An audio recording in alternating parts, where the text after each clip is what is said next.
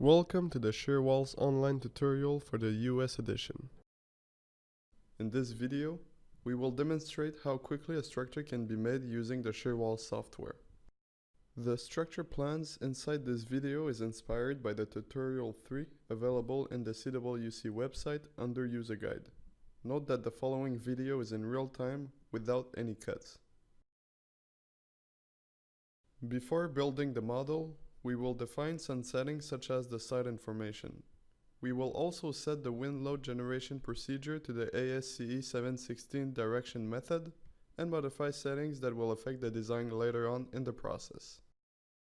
We will start by importing some CAD files for the two-story building presented in the tutorial 3 from the user guide available on the website. The next step will be to position the model so it aligns with the coordinates that we desire, as well as defining the dimensions of the structure. Once satisfied with the position and dimension of the structure, we can move on with creating the two-story structure block for the main area and the one-story structure block for the garage, and set the foundation elevation to 3 feet. Note that since the model has a different number of levels depending on the area, it is preferable to use 2 separate structure blocks. Please refer to the Shearwalls Best Practices 1 tutorial video available on the website for more information. To be more precise, we can manually adjust the wall perimeter so that it coincides with the CAD drawing. That being said, we will create a wall on line 4.1 and move it to the right to extend the main entrance and match the CAD file. Since the 2 stories are almost identical, we will design some interior walls before extending the walls. By proceeding that way, we save time in the conception of the building. If, for example, the structure did not have an identical design on each story, it would have been preferable to extend the walls upwards before designing the interior walls. It is now time to create the interior walls of the second story to match the blueprints of the CAD file. Note that since we have already specified the type of material when creating the interior walls on level 1, all the following created walls will have the same configuration. We will now add openings to the two-story structure. For the purpose of this example, all windows will have a height of 4.5 feet with a 3 feet offset from the bottom, and the main entrance will have a height of 6.5 feet. But first, we can go back to the walls view and properly adjust wall line G1.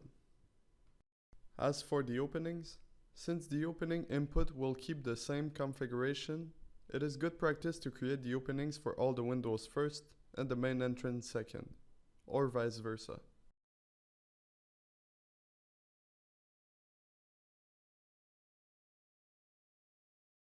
As you can see, even when changing the level, the opening still keeps the same configuration as the previously created windows.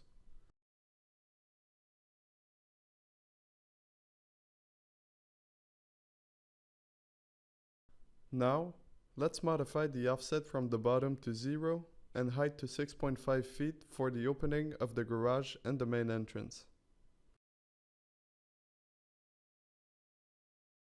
Moving on with adding the roof. When generating roof blocks, it automatically adjusts to the initial structure blocks created. This is why I have to modify its dimensions for it to coincide with the main structure and the garage.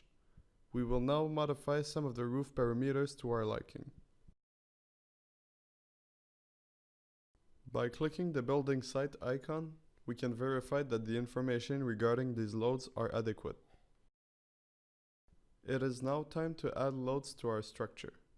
The software automatically generates the wind and seismic loads applied to the structure. But it is also possible to manually add, remove, and toggle between the loads by clicking the load and forces icon. For the purpose of this example, we will only keep the loads generated by the software.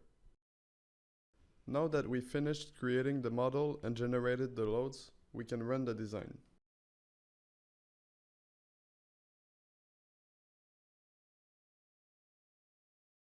A message appears stating that undercapacity walls were found. You can see which element of the structure fails the design by going to the design summary through the Go To Table tab. In this case, We can see that wall line D1 and F1 from the first story cannot withstand the loads applied.